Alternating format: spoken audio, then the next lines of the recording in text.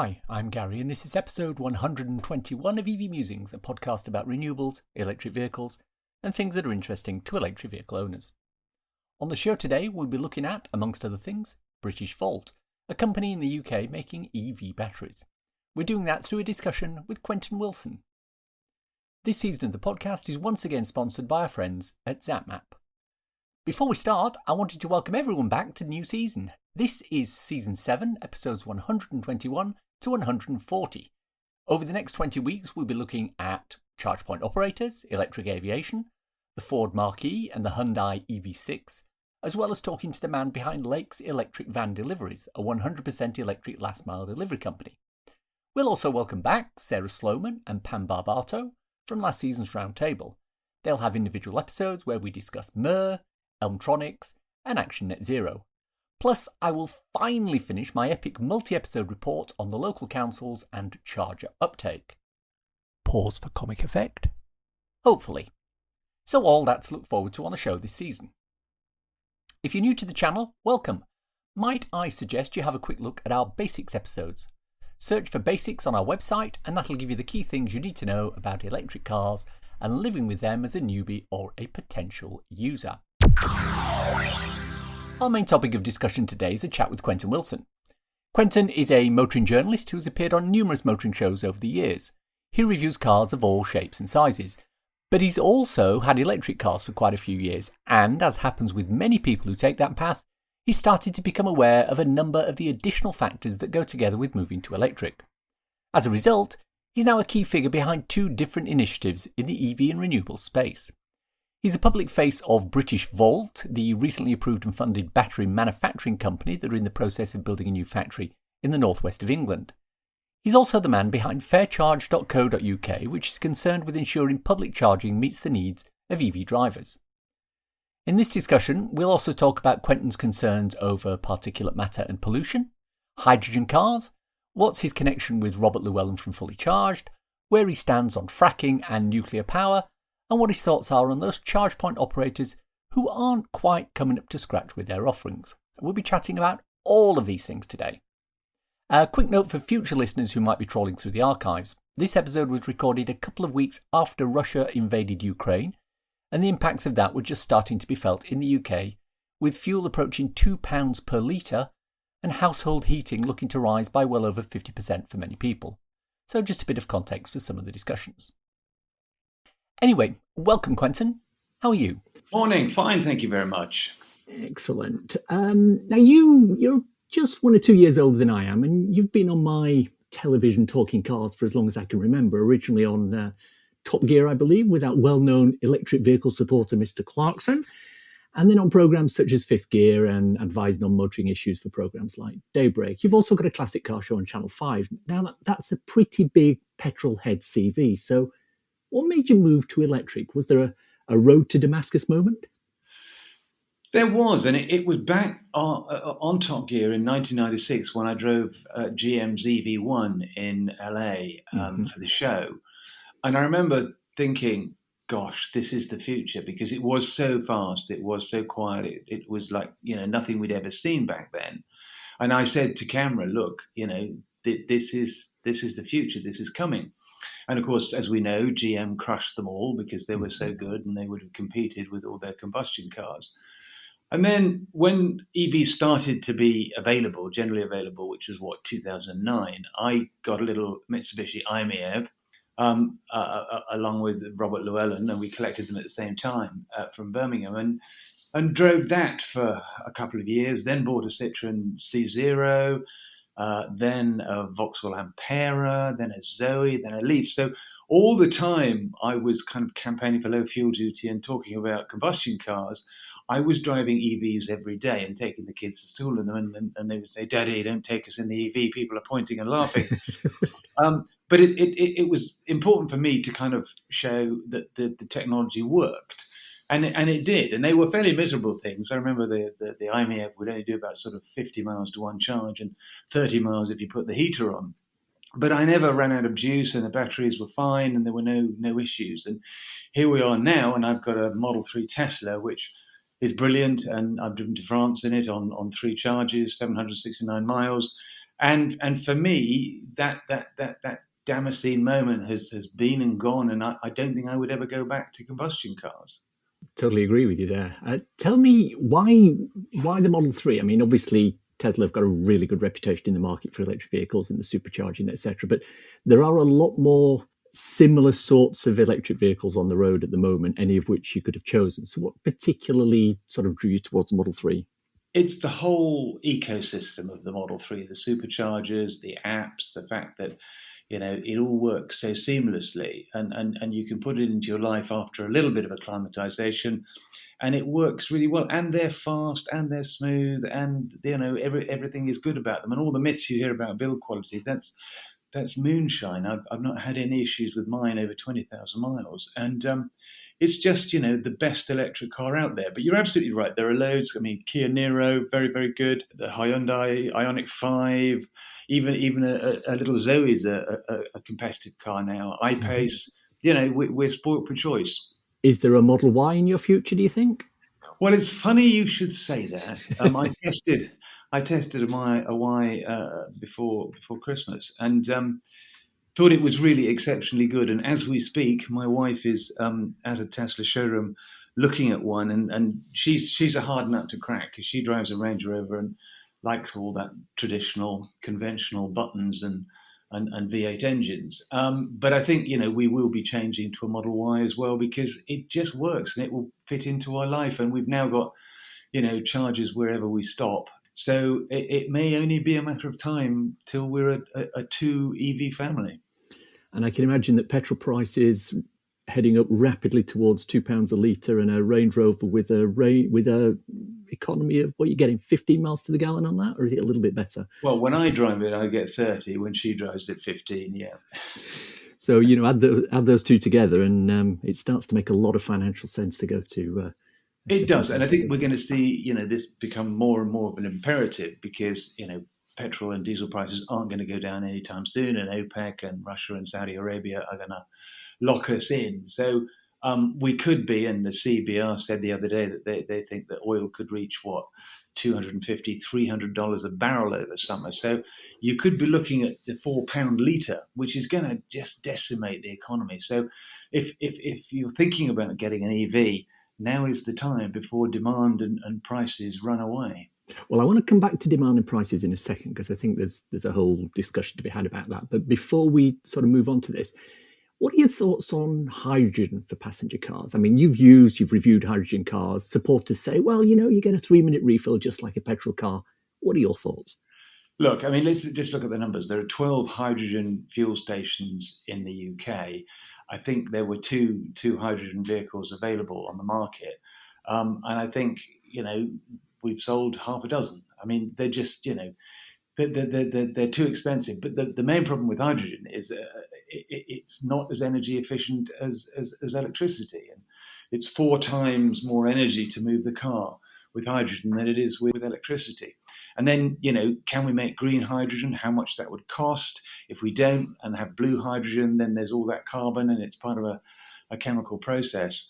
And it's always going to be expensive, really, really expensive. So in the short to medium term, we have electric cars, we have plugs, we know the technology, it works, it functions really, really well. Whereas hydrogen, you've got all that pipe work, all that pressure, all that kind of delivering it in tankers with reduced temperatures and stuff like that. The cost for society to convert to hydrogen for passenger cars would be incredible and take another decade.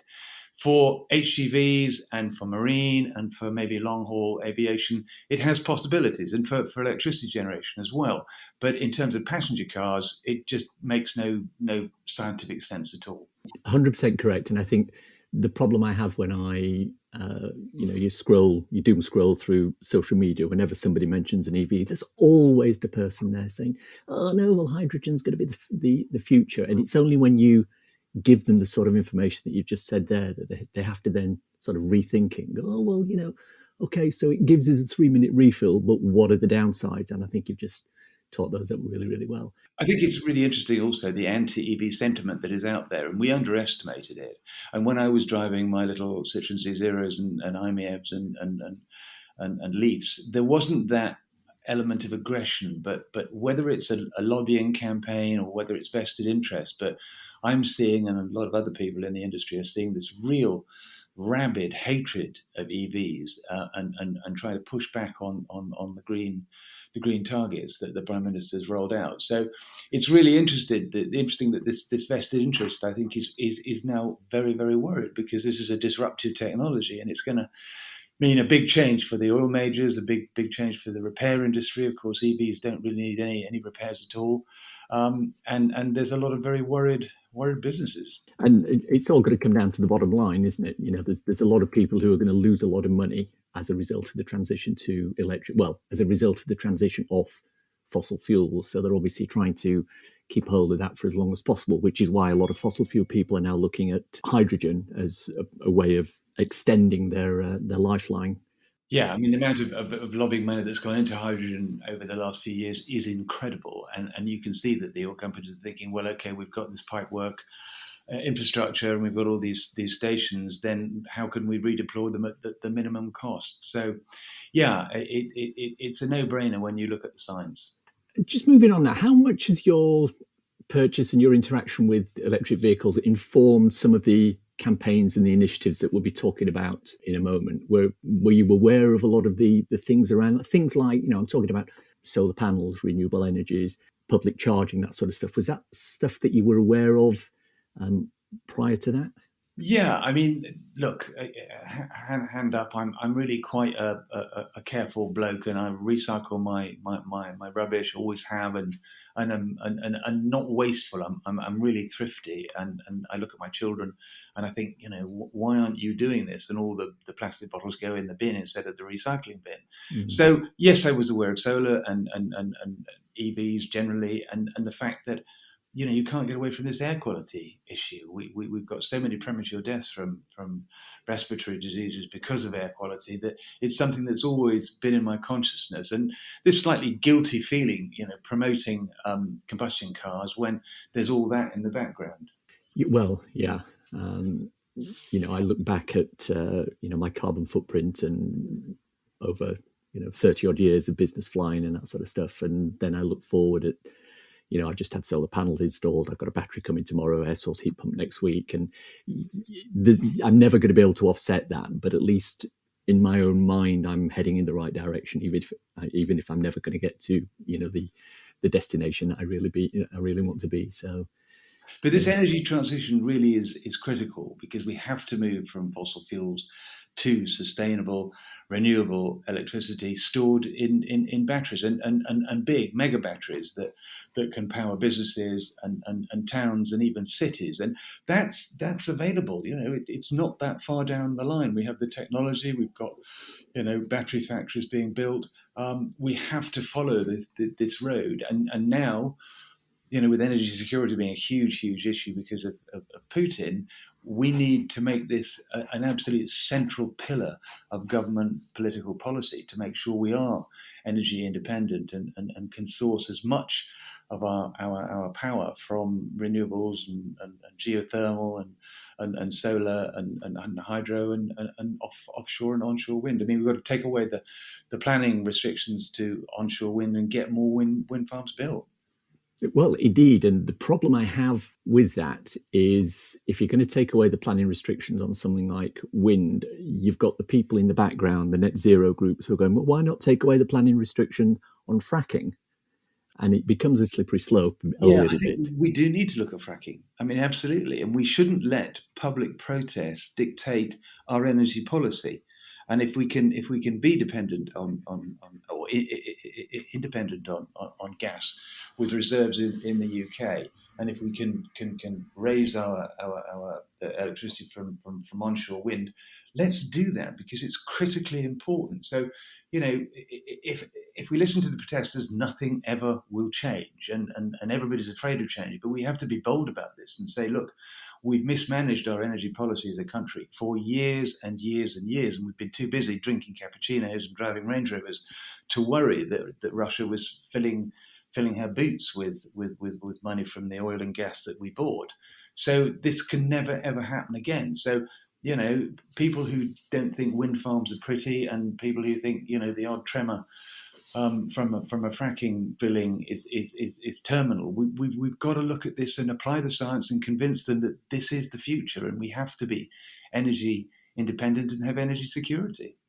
I think what I found very encouraging over the last couple of days is the way that, despite the fact we've been talking about climate change for years and years and years, and movement has been relatively slow, now that this whole Russia-Ukraine situation has come up, people are now going, all right, well, this is the plan we've got within the next 12 months to reduce our reliance on oil and gas coming in from Russia. So there is a movement to say there are things that we could do in the short term to improve our energy independence. So I think that's a good thing. We need a 10-year plan, though, a 20-year plan, and we need to look at atomic and smaller reactors and things like this, because this is unsustainable. And the idea that our economy, our interest rates, how much we pay for stuff in the shops is dictated to us by a foreign cartel of oil-producing nations whose sole ambition is to keep the price of a barrel of oil as high as possible. That's nuts. And why we blithely ignored it for so long, it beats me. I think a lot of that is ignorance. I think a large proportion of the British public are unaware of the link that you just said. But if you sit down and think about it logically, it 100% makes sense. Yeah, I mean, I've spent the last 12 years fighting for low fuel duty and successfully saving 120 billion in duty and VAT. But what you can't control is the oil traders and OPEC and the speculators who will drive up these prices. And we've seen this. And I've stood outside the Office of Fair Trading, OFT, with a petition, to examine the road fuel market. And they said it was functioning normally. Well, look, just what's happening today, functioning normally. And the government is kind of guilty partly for this, because obviously it relies so much on fuel duty for revenue, some 40 billion quid. And it's a rather cosy relationship, as I once said to a senior minister who rolled his eyes at me. And that's all got to stop now. I mean, this is, the moment those tanks rolled into Ukraine, our energy supply will never be the same again. Indeed, and you touched on something there which is actually quite important that I think some people have thought about, which is when you start to reduce our reliance on fossil fuels, you're obviously going to reduce the tax that the government is getting. So that money has to be replaced somewhere. Now, I've got blog posts and things out there which say that I think ultimately the government is going to charge rapid charges. You might have an extra 2 or 3 pence a kilowatt hour on each rapid charge that you do, and that will go as duty. But we're going to have other things such as road taxing, etc. But I think the situation we've got at the moment, where running an electric vehicle is cheaper than a fossil fuel car, absolutely, at the moment. I think 10 years down the line, I think the difference will be negligible. What do you reckon? Yeah, I mean, that's something we've got to be very careful of. And I think if we do get our renewables sorted out, and don't forget, the North Sea is the windiest place in the world, and we have the best offshore wind industry in the world. We can make this stuff for very little money, much less than it costs to get a barrel of oil out of the ground. So we have to focus on that, and the UK is well served with that. And with the interconnector from Norway, we can get clean, renewable hydro energy through that cable. So managing those costs and making sure that EVs are always going to cost less than petrol and diesel cars is also critical to their energy transition, because we're the best one in the world. People don't do it for the right reasons. They do it simply because it's going to be cheap. And the government incentives that have been put in on corporation tax and benefit in kind and salary sacrifice, those are good and they need to stay. And we need to do everything we can to promote EVs. And it's not just about carbon and CO2 and global warming. It's air quality. It's absolutely critical that we solve this diesel particulate problem in our cities. And that is the noblest goal of all, and one which governments really do have to focus on. Let's just move on a little bit now and talk about a couple of things that I think are key or important to you at the moment. Now, you and I were involved in some of the, I don't know whether you were aware of this, but you and I were involved in some of the planning for specific events for COP26 last year. I was involved in the My Energy site at Grimsby. You did a lot of work for British Volt, who we'll come to in a moment. What were your impressions of COP26? Was it all sound and fury? Will anything come out of it?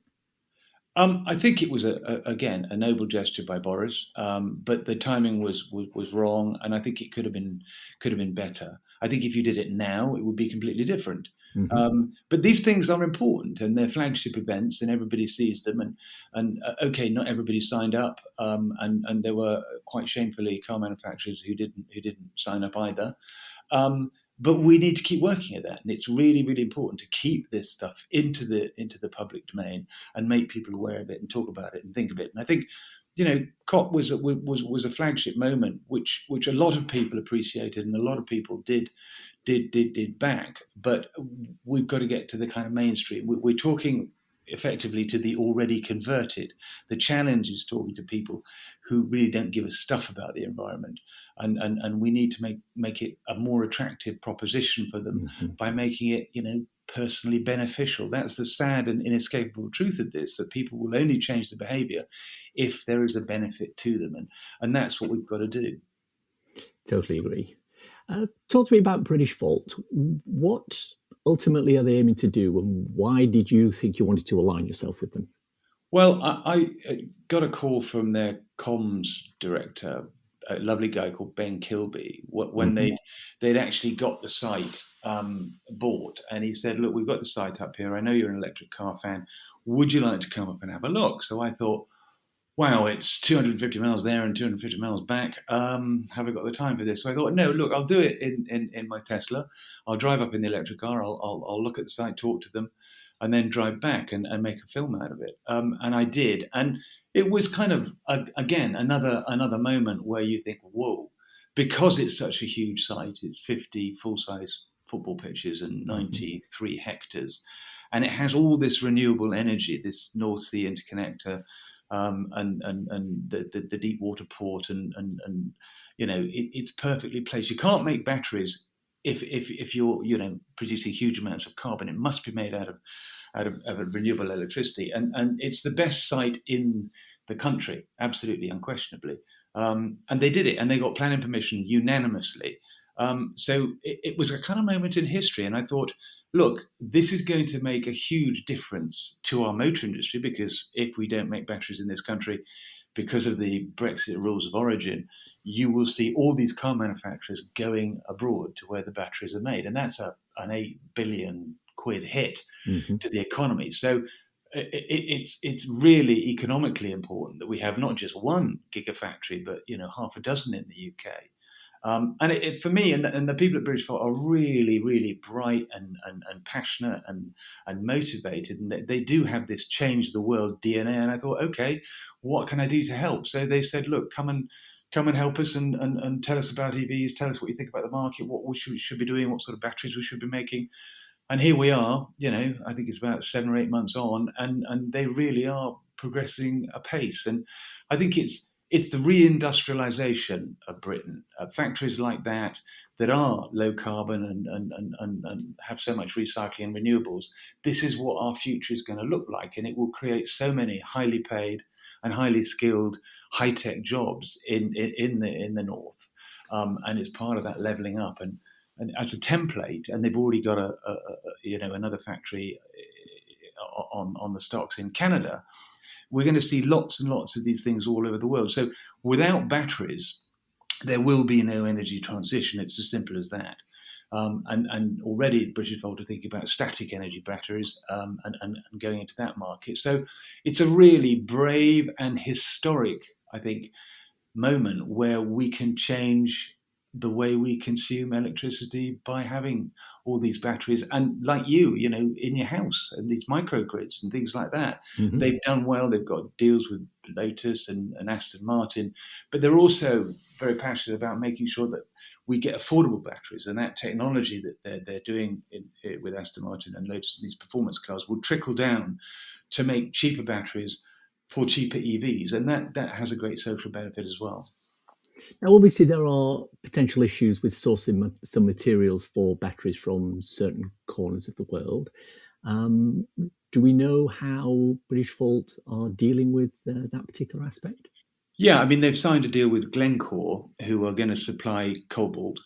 And then they're looking at lithium here in the UK, and Cornish lithium, but also, and I was talking to one of the senior scientists the other day, that they're looking at replacing lithium with just sodium, salt, and batteries that have water in them, and then solid state batteries. So all the time in the background, they've got this huge research and development arm, which is taking lithium-ion batteries and saying, how do we make these more efficient? How do we make them more dense? How do we give them more energy? How do we make them lighter? How do we make them part of the car, as in building the battery into the chassis rather than having a platform? So when you look at all this that's going on, you think, whoa, this is cutting edge. We really are, right at the envelope of developing batteries. And if you look over the last 10 years, we haven't really done much to develop the lithium-ion battery, and all the Asian manufacturers, they produce this proprietary cell, the 2710.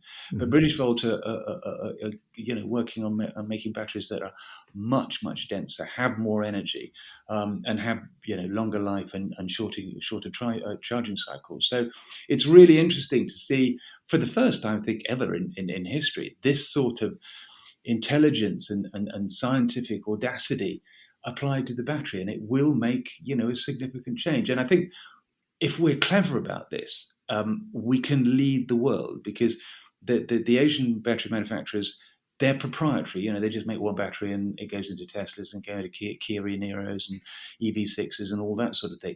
But if you can start making batteries for specific applications, smaller cars, lighter cars, faster cars, HGVs, buses, all that sort of thing, then we've got a huge industry that really could bring all sorts of benefits to the UK that could eventually lead the world.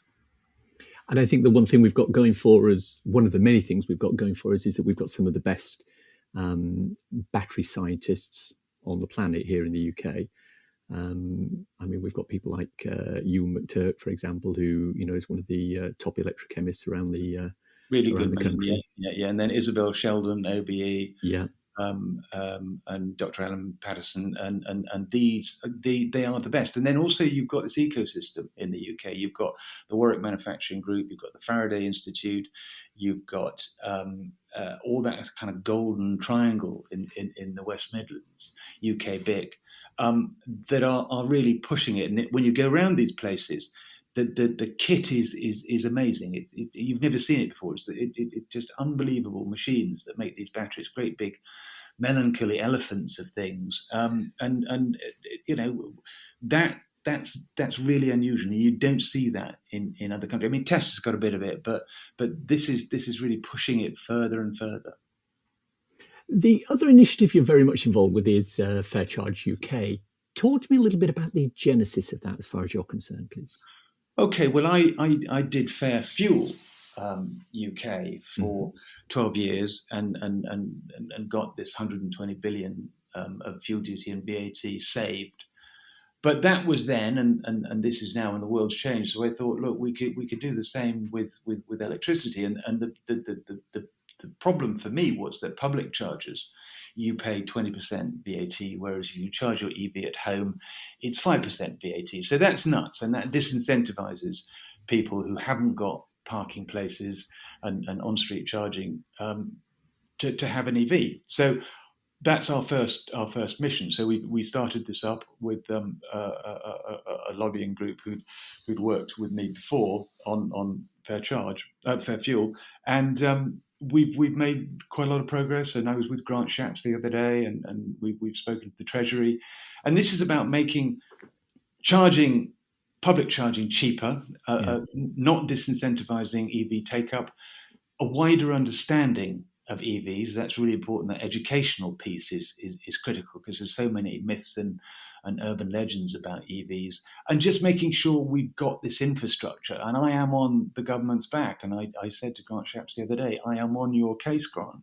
I want us to be leading the world in this. And it's up to you and the cabinet to start putting in place things that will make people buy EVs or lease EVs or have access to them by a different funding mechanism. So it's really important that we've got this organisation that just pushes and pushes and pushes from the outside. And when you do genteel political process like this, and when you lobby, you do get results. And, I've proved it. 120 billion is a lot of money. But we can do the same with EVs and fair charging and better charging, and keep the charging operators in line and make sure those costs per kilowatt hour are as low as possible. Now, obviously, you've opted to aim for VAT disparity as a starting point, but in your opinion, is it possible to make on-street charging for owners with no off-street parking as cheap as home charging for people like me and presumably you who have driveways and 7 kilowatt chargers, or is there always going to be a discrepancy there? I think there's always going to be a discrepancy because of the investment it takes to put these things up. If you look at what Toddington Harper's done with GridServe, it's absolutely wonderful. But he's backed by Hitachi Capital, and that's a long payback. And I want to see EV hubs. So you go to an EV petrol station, if you like, and you charge up your car, and it takes maybe 25 minutes, and you can go shopping, and then you've got enough charge to last you, a week maybe. Mm-hmm. And that's what we should be rolling out. But yes, there's a cost and an investment and a payback, and the government's got to help this private sector to build these places and look at ways that they can give grants and subsidies and make it easier to get expedited planning permission, because we need these all over the place so we can create confidence, because this myth of range anxiety, it's still there. Even though I get 270 miles out of my car in real world driving, there are still people that think, oh, I've got to have 400 miles because, I can. And when's the last time you drove 400 miles without having to stop? So, it's really, important that we understand this and we get that messaging across. But I think if we could get the VAT off, then you might be looking at, I don't know, 20p per kilowatt hour, 25p per kilowatt hour, where some operators are charging 37, 38. And it's only going to go up as well because electricity is going up. So keeping a lid on those prices, again, is a piece of political strategy that we really, really have to work on hard. Well, I have literally 90 minutes ago received an email from one of my preferred charge point operators saying that they're now going up to 49 pence a kilowatt hour. Wow. Things like that can only help you in your discussions with the political figures to say, look at what's happening out in the market. You need to be helping as much as possible. But obviously, the government as a whole can't be seen to be or moving in too much onto private enterprise. We're still a capitalist market. So what's the play, the to and fro that happens between, what the government wants to do and what it shouldn't really be doing when it comes to working with the business? Well, the government's got to stand back and say, right, what does it cost us as a society for all these respiratory illnesses? And you look at that cost, and it's massive. It's huge. It's epic. Nobody's ever worked it out. But what did the Royal College of Surgeons say? 40,000 premature deaths every year from respiratory problems. Now, cost that out, and we are talking billions and billions of pounds. So as a public health imperative, that changes the kind of balance, doesn't it? It becomes something that we really do need to do in economic and just social terms. It's one of the best things our generation could do to eliminate all that illness and all that sadness.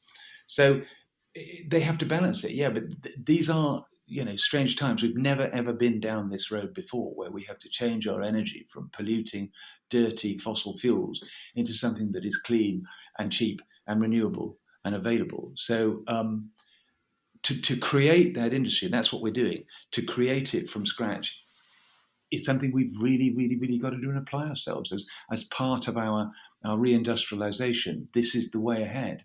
So what's next on the list for fair charge? I mean, obviously now you're looking at VAT, but let's assume you're successful in that, and I hope you will be. I've got every confidence in that. What's the next thing you're going to look at? I know one of the things that a lot of EV owners are concerned about as far as charging is concerned is this whole issue of charger reliability and uptime and that. Is that something that fair charge may get involved in? Yeah, I mean, there's a raft of ambitions and objectives. Charge reliability, interoperability, so it's just a card contactless. I did a charge at Tesco's in Hatfield the other day. Wonderful, 150 watt kilowatt charger, and then just a swipe with the card, and there you are. The fact that I left it on charge for too long and had idle fees is another question. I wasn't paying attention, but it works, and that's what we want. So people can just go up and just swipe their card, charge, and go. Um, we need more chargers to stop charging congestion, and I'd like to see things like you must not be given a parking fine on private land while you are charging your electric car. I mean, I've had them, charging at superchargers in hotel car parks, and you get a letter through the post several days later, fining you because you were there too long. I'd like to see penalty charges for people in combustion cars who monopolise charging places for EVs. I mean, that's 100% agree. Yeah. Untenable. And just what about things like free parking for EVs nationally? And these things, these small wins that don't really cost anything, could change the whole balance and make it really, really, really important for people to do this transition.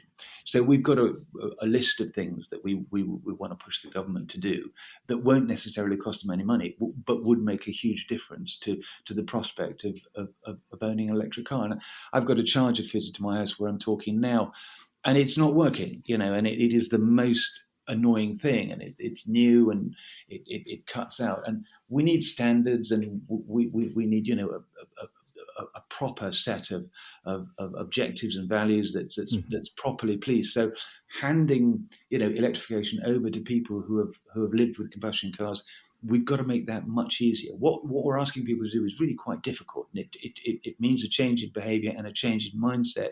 And you don't want the technology to get in the way. We're our first world economy, and we could do this better than we're doing right now. Just sort of looping back on free parking, I don't know whether you're aware, I was in Islington a couple of weeks ago. On their on-street parking, if you're in a petrol, 4 hours on street in Islington in a petrol car is like £12. In a diesel car, it's £18. In an EV, it's 20 pence. So they've obviously decided that reducing parking fees for electric vehicles is something that they're happy to do. And I think there are other, specifically London councils, who've gone down that path as well. So I think that's good to see. Yeah, I've had conversations with CEOs of councils, and when you say, well, look, we need free parking, well, that means giving up all this revenue, and that'll cost us so much per space. That's not the question. The question is, do you want to have better air quality in your towns and cities? And that mindset, we have to change it. And if we can't change it, then we've got to sort of say, right, well, look, this is what you have to do. And it can't be up to individual councils whether they like electric cars or not. And I was talking to one the other day, and behind that kind of reluctance to give it free parking stands this kind of hatred of EVs and everything they stand for, and hatred of Tesla owners. And you can't let that obscure the debate. It's really, really important that we have a balanced view of all this nationwide. Your motoring presentation background has had something of a focus on second-hand cars. Now, I think that for electric vehicles, the second-hand market is going to be absolutely key as we move forward. So can you talk to me a little bit about the market as you see it at the moment, especially right now when we come to this lack of availability for both new and second-hand cars?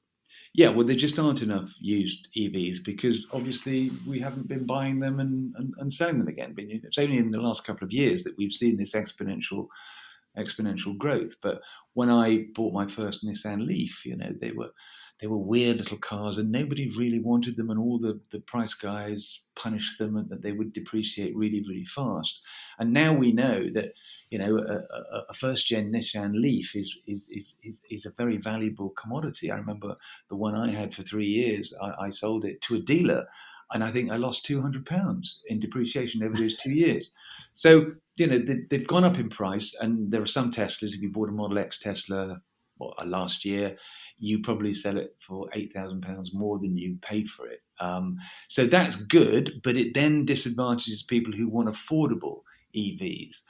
You can buy a first-gen Nissan Leaf for, I guess, around £5,000 to £7,000, but that's only got a range of 70 miles if it's the 24 kilowatt, and maybe 100 miles if it's the 30 kilowatt. So that's not ideal. So we need to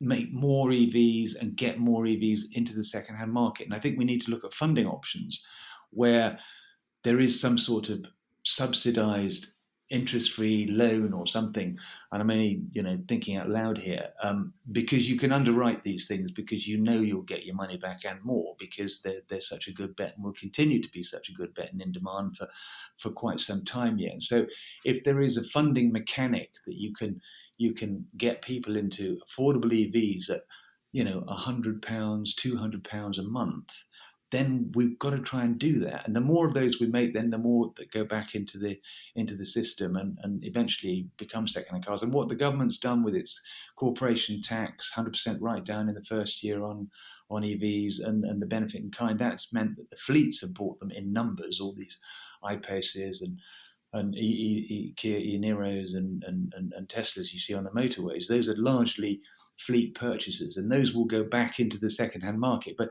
not quick enough. So it's something we really do need to work at. If you want an EV, we should be allowing lower-income families the option to have zero-emission motoring, and that's a really critical priority. And of course, we've got the problem, and I'm in this situation myself. I have a leased electric vehicle. The lease ran out in December last year, but the car that I want to replace it with is not going to be available until October this year. So I can't put my old EV into the pool of second-hand cars because I'm waiting for a new car to come through. So that's having a knock-on effect. Presumably, there's a load of people in that similar situation, which means that the number of second-hand vehicles that are becoming available is not as high as it should be. And as you say, it's having that big impact on people who want to get into the market but can't because the cars that are there are too expensive and there's just not enough of them. This is the perfect storm, isn't it? You've got the semiconductor crisis, you've got the rise in raw materials that make batteries more expensive, and for the first time, I think this year, the price of the average lithium-ion cell will go up after several years of it going down, and that's going to disadvantage the whole market as well. So these are external factors that we can't control, but we've got to try and manage them. And mercifully, the motor industry is saying, right, we are going to make these cars. I mean, Stellantis, who own all those 14 different car brands from Alfa to Maserati to Vauxhall to Opel to Fiat, they've said that they will be making 100% EVs in Europe within 3 or 4 years, and hopefully 5 million EVs annually production. So when you get the big boys like that saying, right, we are going down this road, we are going to go completely electric. Now they've seen the business case for it. That's very hopeful. But again, there's that huge delay before we get those cars into the system. So we've talked about the availability of electric vehicles. We've talked about the price of electric vehicles, and these are, some of the barriers to adoption. So this is my king for a day question. What do you think is the one issue that's holding back mass EV update in the UK? And if you were a king for a day, what would you change or remove? I think it's a misinformation that we've got to change, and I'm not absolutely sure how we do that. I mean, as a journalist and a pundit, I do my best, but there's all this stuff, all these urban myths. You can't drive them in the rain, and you need a new battery every 4 years, and the battery's going to cost £25,000 and all that sort of stuff. I think there's the education. I think, as I said earlier, we've got to make it easier for people to own and live with them. Mm-hmm. We have to build this very visible nationwide charging network and support it. And we've got to keep doing the subsidies. I mean, reducing the grant for EVs and taking away the grant for a home charger. The government thinks this is all going to happen now by market forces. It isn't. So if I was king for a day, I would look at this EV policy that the government has, and I would make it even stronger. And I would have a charging czar, and I would have a group of really, really, really good people that can roll out this network in the next 5 years and meet these targets and have visible EV charging stations in every town. And we're getting those on the motorways thanks to GridServe. But I would, if I was king for a day, I would completely revisit it and say, look, it ain't over yet. And if you're to do this properly, we really do need to help people make that transition. And it's helping people. That's, because at the moment, you and I are middle class of a certain age, and we are the converted. We've done this. We've walked to Calvary with the cross on our back and paid, a lot of money for these electric cars and put up with all their idiosyncrasies. We now have to help the rest of the population go on that journey too and make it as easy as possible, because it's a battle worth fighting for. It really, really is. I'm sitting in my house in London now, and the curtains are black and the windows are black with this fine diesel particulate soot, and we don't know what that does to people's. Well, we know it's bad, but we don't know about the carcinogenic effects and all this sort of stuff. And we've just got to move away from this as quickly as possible. That, for me, is the superordinate goal, to clean the air in our cities and get rid of all this terrible pedestrian level toxic pollution. And the way to do that is to reduce our diesel fleet in the UK. If someone was to offer you the job as the charging czar, would you take it? Oh gosh, I'd like to be involved, and I do help the government with stuff, and they do come and ask me mercifully. And to be fair to the Prime Minister, Boris and I, when he was Mayor of London, we would stand in windswept car parks in supermarkets in Wimbledon and do photo calls in front of the then newfangled electric chargers. Mm-hmm. So he's always been really passionate about it, and he would drive his little Nissan Leaf full of his. His people from the mayor's office, and was completely passionate. And I enjoyed my time with him because he was just evangelical about it. So we just need to push. What worries me now is the climate skeptics and all those backbench MPs who are now saying they want to roll back all these targets and all this sort of green COP26 stuff is nonsense and it's all got to go. That would be a real tragedy as far as I'm concerned. And that's why we have to, all of us, say, look, don't do that. We've done so well. We've gone so far down this road. We need to push just a little bit further and do that energy transition for the next generation and the generation that comes after that. That's the job in hand. And I think it's a really, really important one. Final question in this section. We've talked a little bit about big oil and some of their attempts to stymie the rollout of renewables, etc. Now, obviously, you are aware that two of the predominant charge point operators in our country are run by fossil fuel companies, and they happen to be two that have some of the poorest reliability. Do you think that that's coincidental? I think it's unpardonable, and one of them, and we won't name them, is lamentable, really lamentable, and social media is full of their hopelessness. And we know these oil majors can do it when they want to, and they've very professionally supplied us with fuel for years and years and years, and done it in a safe and reliable and consistent way, if rather expensively. So them not being able to deliver a uniform standard on their charging means that they will be found wanting, and you look at them and you think cynically, well, they don't care about it. They just want to kind of block out the competition. They just want to monopolize and use their sites. This has to change, and this one charging operator in particular really does need to raise their game, because it's embarrassing how bad it is. So I would say, come on, raise the game, do what you want. Otherwise, people will come to the conclusion, wrong or right, that you don't care, that you're not interested in this, and that you want the status quo to carry on. But the status quo is unsustainable, and we all know that. And you need to find a different way of making your money, and that may be through solar, hydrogen, wind, etc., etc. I put a call out on one of my last episodes, and Peter Blisner, who I think is a mutual friend of our both, sort of put us both together. So I'm glad we were able to have this time. Thank you very much. Not at all. Hope to speak to you soon. Many thanks to Quentin for his time and input. I had a great discussion with him, and I hope you found him as interesting and informative as I did. I've also recorded an additional piece of content with him, which will come out in a couple of weeks' time in an episode I'm calling the My First EV episode. You won't want to miss that one. It's quite an interesting one, and very funny. It's time for a cool EV or renewable thing to share with your listeners. This was an episode on Fully Charged recently, but I wanted to highlight it for anyone who hasn't seen it yet. One of the largest onshore wind turbines in the world is in Rotterdam.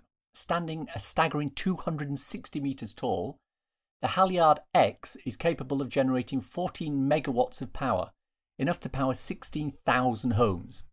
One sweep of its blade can power a home for 2 days. Talking of blades, this is absolutely monstrous. It has a span which is taller than the Eiffel Tower itself. It's actually a land-based testbed for larger floating turbines which will be installed for offshore wind generation. Very impressive. The EV Musings podcast is sponsored by ZapMap. ZapMap is the go-to app for EV drives in the UK. Use it to search for available chargers, plan electric journeys, pay for charging on participating networks, and share updates with other EV drivers.